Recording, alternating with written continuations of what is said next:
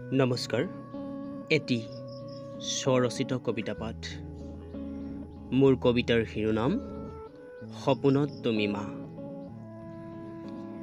পূবৰ বেলিটিয়ে ৰঙা দলিচাৰ ঘন আকাশৰ ডাৱৰ ফালি কঢ়িয়াই অনাৰ দৰে মৰম চেনেহৰ আশাবোৰ যাচি দিয়া তুমি মা। তোমাৰ মৰমৰ দুখনি হাতৰ পৰশত মোৰ পৰাণৰ স্নায়ুবোৰে নিবিঘ্নে জিৰণি লয় আৰু তোমাৰ সোণোৱালী মুখৰ ফৰিং ফুটীয়া জোনাকে নিতে মোক নিদ্ৰাত কৰে মগন। হঠাতে কেনি গ'ল সুশ্ৰী তোমাৰ মুখাৱয়ব, যাৰ মুখত দেখো মাত্ৰ ঢালি দিয়া মৰমৰ এখন বহল সাগৰ। আজিও চিঞৰি হঠাতে চমক খাওঁ মা, তুমি কেনি গ'লা। সংসাৰৰ মায়াজাল ফালি মা, তুমি কেনি গ'লা। আছানে মা সৌ সৰগৰ পৰা তুমি মোক চাই, দিবানে তুমি মোৰ ভুলবোৰৰ সঁচা আৰু শুদ্ধ বাট দেখুৱাই। কোনে সুধিব তোমাৰ কথা মা, কোনে শব্দৰে পিঞ্জৰাবদ্ধ কৰিব পাৰিব তোমাৰ মৰমক মা। আছেনে কাৰোবাৰ সাহস তোমাক অমান্য কৰি নৰক পথ প্ৰশস্ত কৰাৰ। মা তোমাক প্ৰণাম। নমস্কাৰ।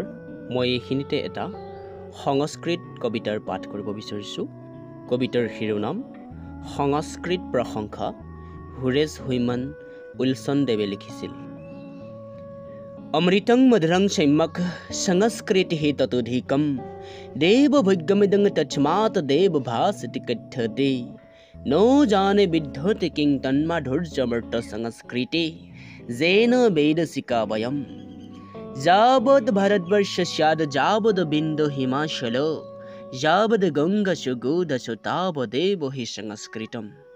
ইয়াৰ অৰ্থটো এনেকুৱা হৈছে যে সংস্কৃত প্ৰশংসা কবিতাটোৰ নাম, যে সংস্কৃত এনেকুৱা এটা মিঠা শব্দ বুলি কৈছে যে অমৃত মিঠা, অমৃততকৈও অধিক মিঠা সংস্কৃত বুলি কৈছে। তাৰপিছত কৈছে যাবদ ভাৰতবৰ্ষ যাবদ বিন্দু হিমাচল, কৈছে যেতিয়ালৈ ভাৰতবৰ্ষ জীয়াই থাকিব, যেতিয়ালৈ উত্তৰ ছাইডে হিমালয় বিন্ধ্য পৰ্বত খাৰা হৈ থাকিব, তেতিয়ালৈকে এই ভাৰতবৰ্ষত আমাৰ এই যি প্ৰাচীনতম সংস্কৃত ভাষা, এই প্ৰাচীনতম সংস্কৃত ভাষাটো ভাৰতবৰ্ষত জীয়াই থাকিব বুলি কৈছে।